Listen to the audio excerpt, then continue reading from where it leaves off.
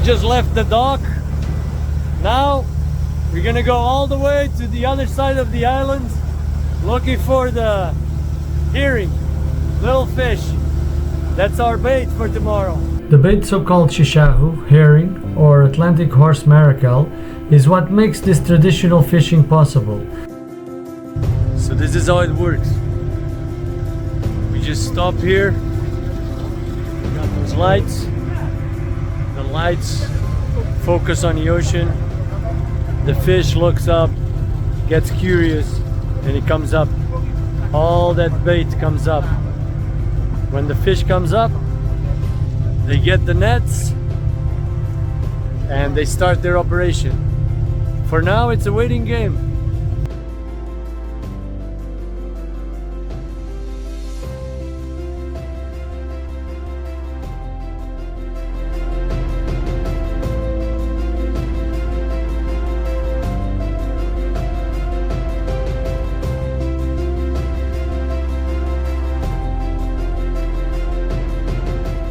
So we waited, in the middle of the night, in silence.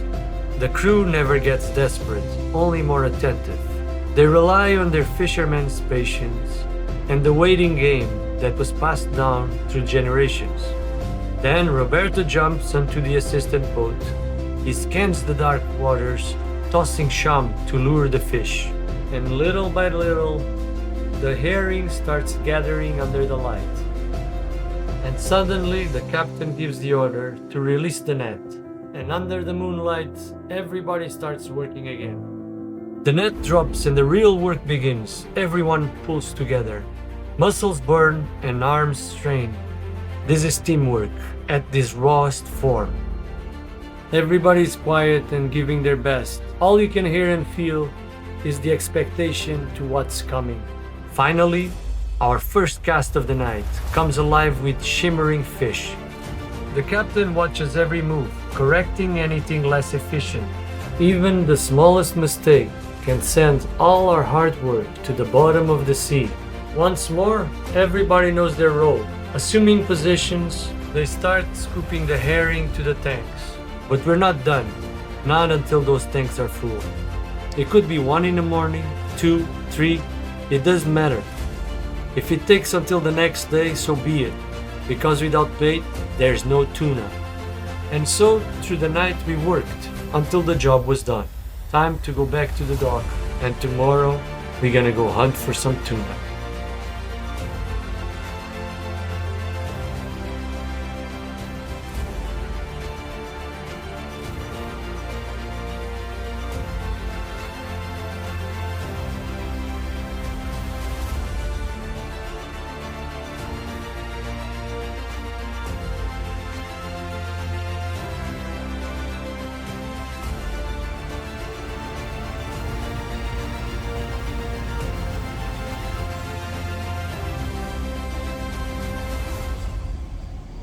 We're at the dock again.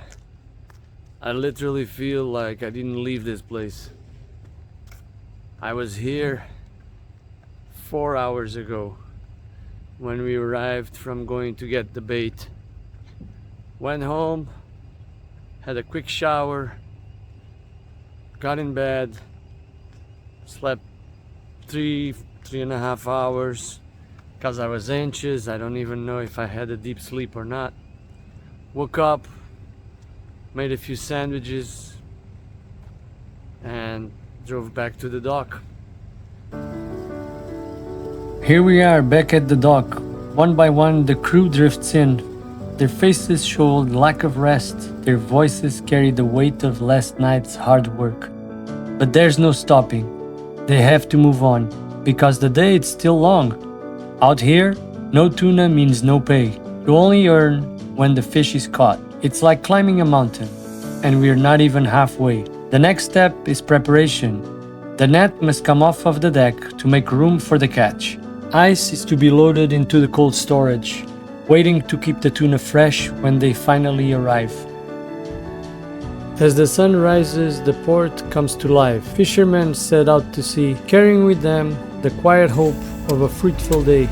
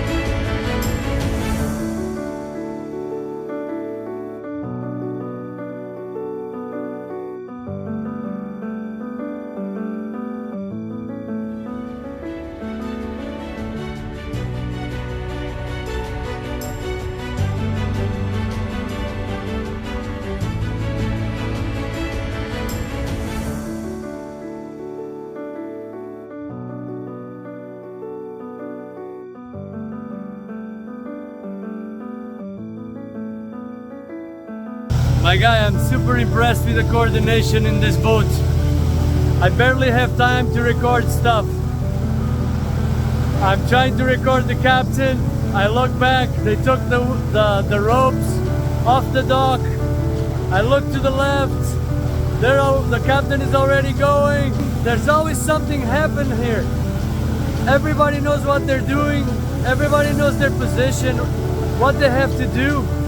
And they're not to mess around, they're professionals. They're here to catch fish. They're not here to make videos.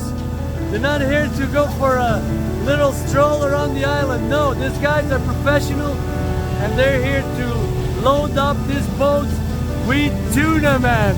I can't wait for it and let's hope for the best.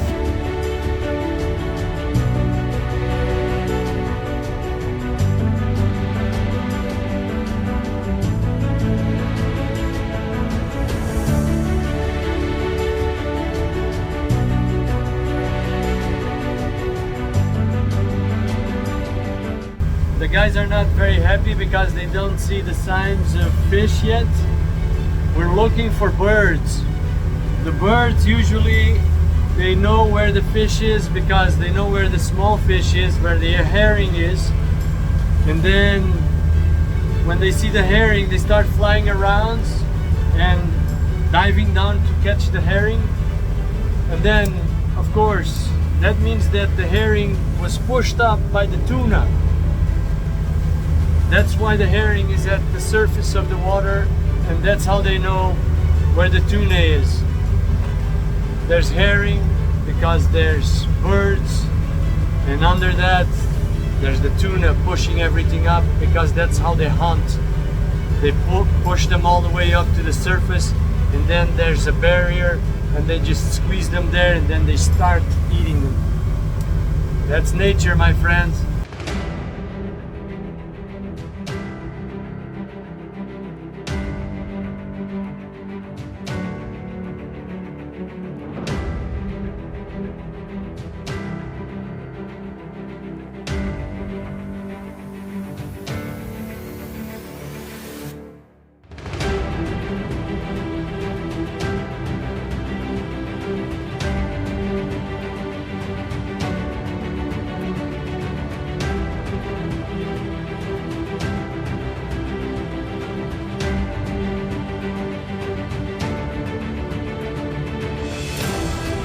All of a sudden, out of nowhere, somebody yelled, "Fish!" The captain sprung into action, sending the jets to the water, spraying to the ocean.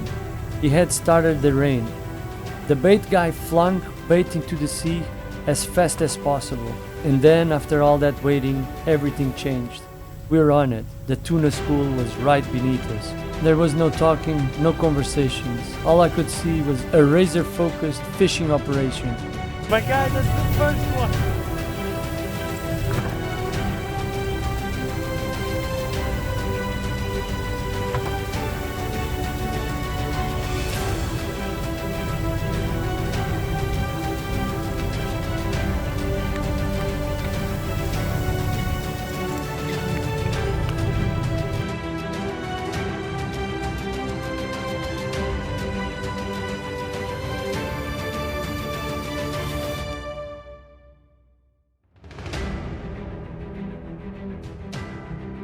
Here in Azores, people call it bonito fishing, but in truth, most of the catch is skipjack tuna.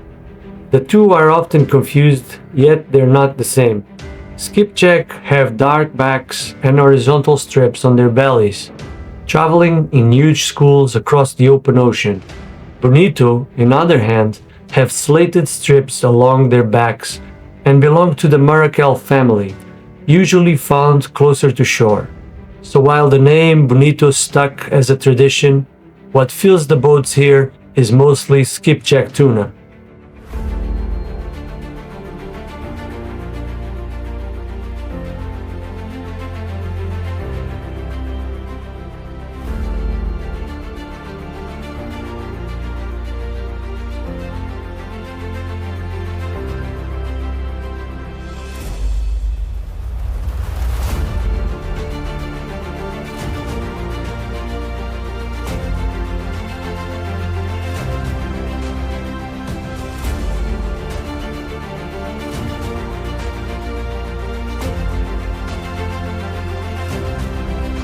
An hour in and was madness. Tuna flying, hooks in motion. We pulled in over a ton in 45 minutes.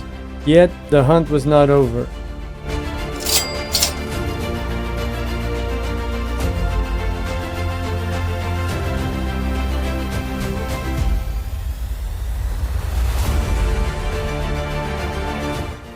Engines back on, full throttle, and we surged into the open sea again, eyes scanning the horizon for the next school of fish. The work on a boat never stops. The boys head down to the cold storage, organizing the catch to make room for the next strike. Out of the corner of our eyes, another boat appears. Our competition. They're here for the same fish that we want. That's the moment a massive school of fish sweeps between the two boats. The captains hit the full throttle, racing to the heart of the school. Action erupts. Now it's the moment we've been waiting for. Watching the fishermen go completely wild over the catch, this is going to be something unforgettable. So as you see, this is how it works. The boat creates rain on the surface of the water, making it murky and harder for the fish to see. To attract them, the baitman throws live bait into the ocean, which excites the tuna and drives them into a frenzy. Meanwhile, the fishermen use poles and lines with barbless hooks. By lightly tapping the water with a line, they make the tuna believe it's some more live bait. That's when they bite. Once hooked, the fish is quickly pulled up to the boat, and the barbless hooks make it easier to release the fish after catching them. This technique is used all over the world, and it's traditionally called the pull-in line technique. One of the guys asked me if I wanted to catch some tuna. Not waiting to miss the chance, I rushed to the end of the boat and I casted my line. To my surprise, it was almost effortless. The moment the hook hit the water, I had a bite, and voila, that was my first tuna of the day.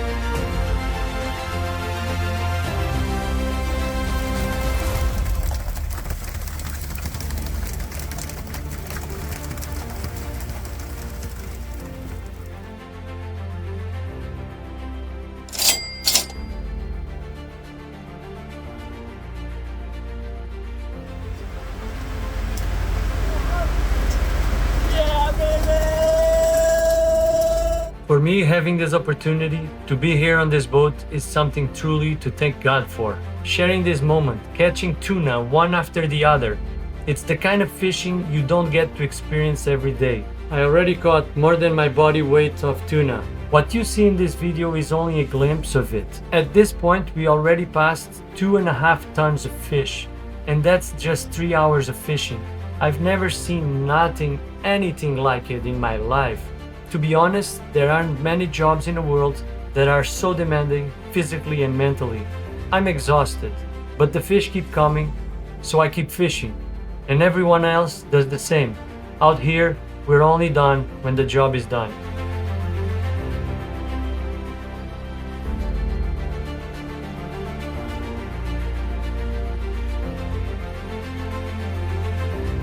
And then, all of a sudden, out of nowhere, a whale shark appears. The biggest fish in the entire ocean. They often show up escorting the schools of tuna, working together in nature's perfect harmony. The whale shark offers protection, while the tuna corners the herring.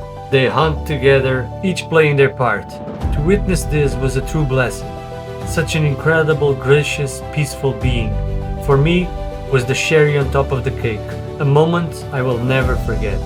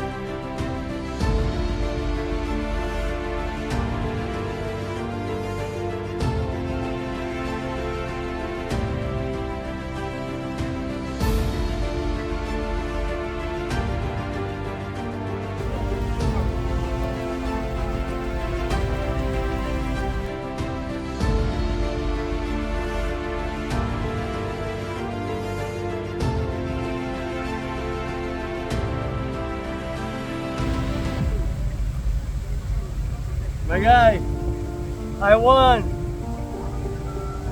To the fishermen of Ile du Sol, men of the sea, strong and true, carving horizons with all that you do. Salt on your hands, the wind in your face, each wave a battle, each catch a grace. The ocean gives, the ocean takes, yet till you rise, whatever it makes. In silence, in laughter, side by side, together you weather the turning tide. So here is to your courage, unshaken, untold, to lives lived in rhythms so bold. Ilha do Sol, your spirit will stay, a light on the ocean to guide the way.